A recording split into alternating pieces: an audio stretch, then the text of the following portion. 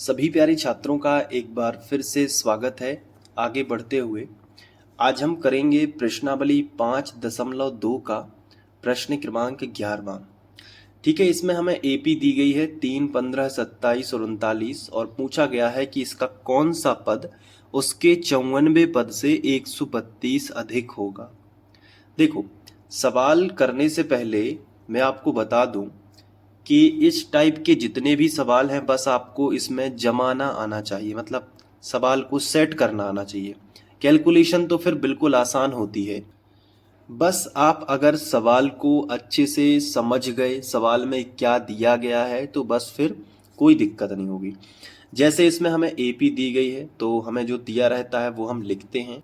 तो यहाँ भी हम लिखेंगे कि दी गई एपी, और जो भी एपी हमें दी गई है उसको हम लिख लेते हैं, जैसे कि 3, 15, 27, 39 और इसी तरीके से डैश डैश डैश। अब जब भी आपको कोई एपी दी जाए, दो चीजें बिल्कुल फिक्स हो जाती हैं। पहली चीज है प्रथम पद और दूसरी चीज है सारवंतर। तो हम यहाँ पे हेडिंग लगाएंगे प्रथम पद और सारवंतर। आप जानते हैं कि प्रथम पद को हम ए से दर्शाते हैं और सारवंतर को हम डी से दर्शाते हैं। तो प्रथम पद ए क्या कहलाता है? जो भी आपको एपी दी गई उसका सबसे पहला वाला पद, जैसे कि 3 यहाँ पे है। सारवंतर क्या कहलाता है?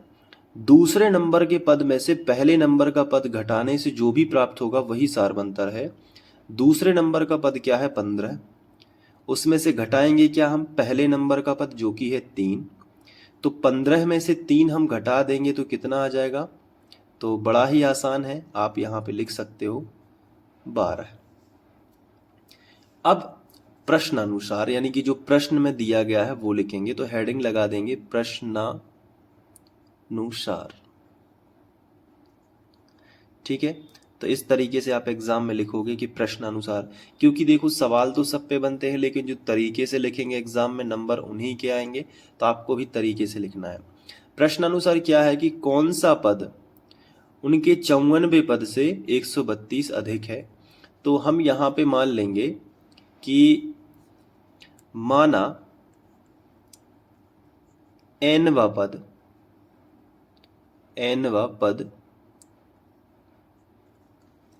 उसके 94 पद से 132 अधिक है। जहां भी कौन सा लिखा हो वहां पे nवा ही करते हैं।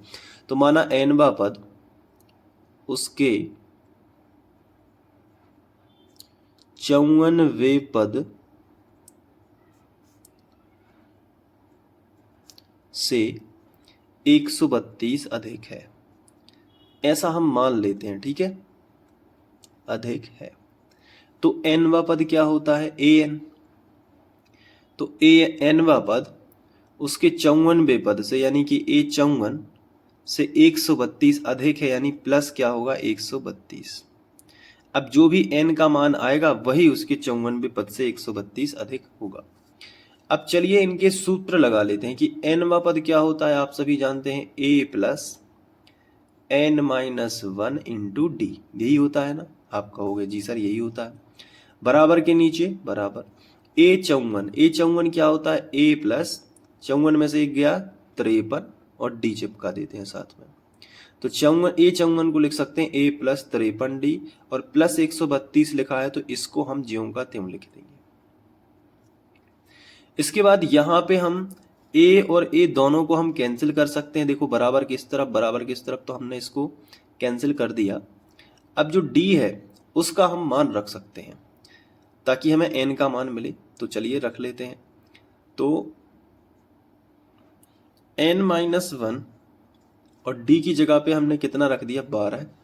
तो d की जगह पे हमने यहाँ पे 12 रख दिया, और बराबर यहाँ पे है 53, और यहाँ भी d की जगह पे हमने 12 रख दिया, और प्लस कितना कर दिया? 132। अब हमने 12 का गुणा दोनों में किया, या फिर हम ऐसा कर सकते हैं 12 बटे में कर सकते हैं। तो n-1 और 12, यहाँ पे 12 का गुणा, इसमें 12 तिया 36 की 6 हासिल आ जाएगी 3, और 12 पंचे 60 और 3 63, और प्लस कितना है? 132। अब इनको जोड़ लेते हैं तो n-1 अभी ज्यों का त्यों और 12 भी ज्यों का त्यों। इसको जोड़ लिया तो 6 और 2 कितने हो गए 8, और 3 और 3 कितने हो गए 6, और 6 और 1 कितने हो गए 7, तो 768 हुआ। तो अगर ये 12 से कट रहा है तो चेक कर लेते हैं, जो गुणा में 12 है तो बटे में ले आते हैं, तो n-1 बराबर 768 बटे 12। देखो अब जब से समझ में ना आए, वैसे समझ में तो आ रहा है कि अगर हम भाग कर दें, जैसे 768 यहाँ पे कर लिया, भागित कितना कर लिया 12, ये रफ में करना, ठीक है। तो 12 दूरी 12 तिया 36, 12 चौके 48, 12 पंचे 60, 12 छः 72, 12 छः 72 हो गया, ठीक है। अब 76 में से 72 गए तो 4 बचे, ठीक है। अब यहाँ पे 8 आ गए, तो 12 चौके नहीं, हाँ 12 चौके 48, सॉरी 48, ठीक है। तो 64 आएगा, तो n-1 बराबर कितना आएगा, यहाँ पे 64 आ जाएगा। तो जो माइनस का 1 है इस तरह पक्षांतर हो जाएगा, तो n बराबर 64 प्लस 1 दैट इज इक्वल 65। तो 65 अतः 65वां पद जो है, 65वां पद उसके 54वें पद से 132 अधिक होगा। तो हम यहाँ पे लिखेंगे 54वें पद से 132 अधिक होगा। चलिए अब मैं आपको स्क्रीनशॉट दिखा देता हूं ताकि आप उसको अच्छे से नोट कर सकें। तो ये देखिएगा यहाँ से, ये पूरा स्क्रीनशॉट, फिर यहाँ पे